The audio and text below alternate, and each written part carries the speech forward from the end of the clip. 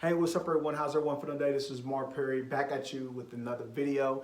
In today's video, we're going to talk about what is the difference between an exclusive option agreement and a non-exclusive agreement. That's what we're going to dive in today.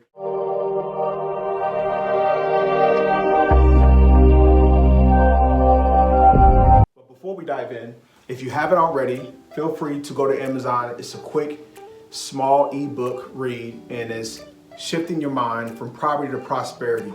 How to change the way that you think, how to change the way that you see things, and your life will change. So this is a great read, and this will also help you grow and prosper in real estate and on your journey to real estate.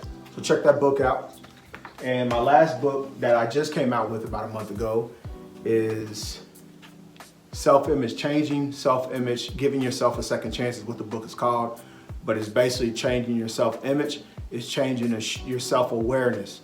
And these are important to have when you're doing real estate, is because once you change the self-image and once you see things differently than what most people see, then the things around you will change. So this book is very important to read, where you can start changing that self-image and get really within yourself and build that confidence and that momentum. So definitely go check this out. This is on Amazon as well. But without further ado, let's get started. So today's topic is exclusive agreements and non-exclusive agreements. And what are these agreements? Well, these agreements are just pretty much a binding agreement to state that, hey, look, I want to be able to sell your property and be able to market your property. But we're going to dive in a little bit of that today on this.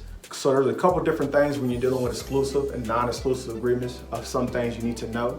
So we're going to dive right in. So on the exclusive agreements, you can market the property. So let's say if you talk to another wholesaler and the wholesaler's like, yes, I got this deal. I've been having it for a couple weeks now. I haven't got any bites on it.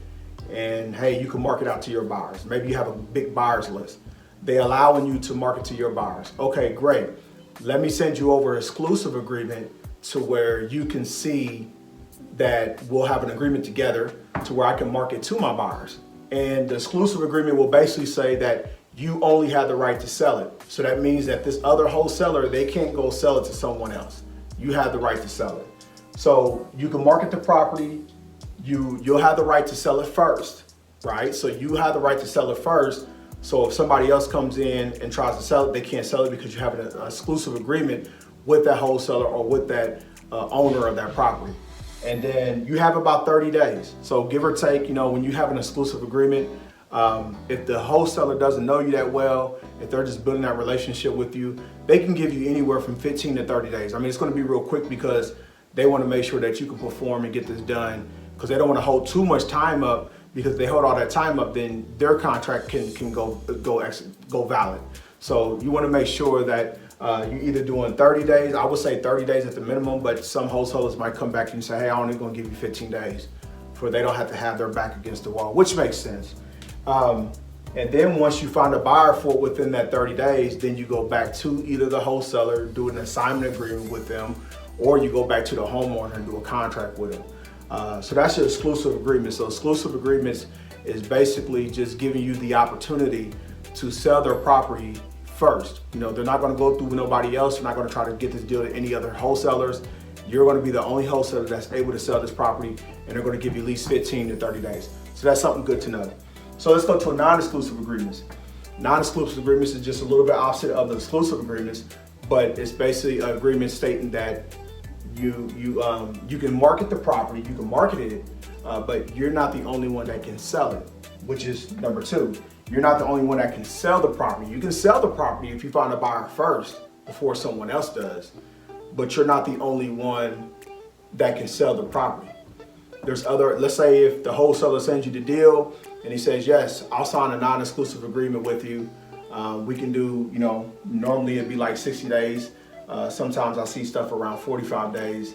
And this is the time to where you can get a buyer to put it under contract. And then they can close 30 days after that. So you have about 45 to 60 days to get a buyer, to get them on board for this property. And then you can turn around and do an assignment with the wholesaler, or you can turn around and do a contract with the owner.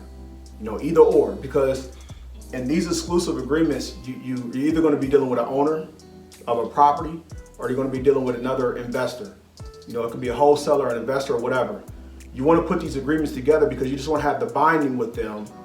And then once you can build a track record or whatever, then you can start doing more deals. You don't have to use these as much. But it's good to have because you want to make sure that you have that commitment with them, that you can find that buyer and get that deal done with that property that they have. So this is an easy way too, guys, to get into the deals with no money. Because if you can just have the option agreements, and let's say if a wholesaler sends you a deal and you give them an exclusive option agreement, okay, you got 30 days now that you can find a buyer for, that you have a property with this other wholesaler that you can actually find a buyer for, and you're the only one that's finding a buyer for it. So that gives you all the ability to go find these individuals, and they did all the marketing. You didn't go put the money into marketing or anything. They did all of that. You just have the big list of connections you built, and that's what gets you the buyers that can get the deals. So the non-exclusive agreements is just basically saying that, you know, the wholesaler that sent you the deal or the owner that sent you the deal, hey, look, I will give you the rights to buy and sell the property, but you're not going to be the only one. You know, that's why I'm assigning non-exclusive, because I don't want to wait on you, is what non-exclusive is saying. I don't want to wait on you. I'd rather get you and maybe a couple more people and see who comes with the buyer first.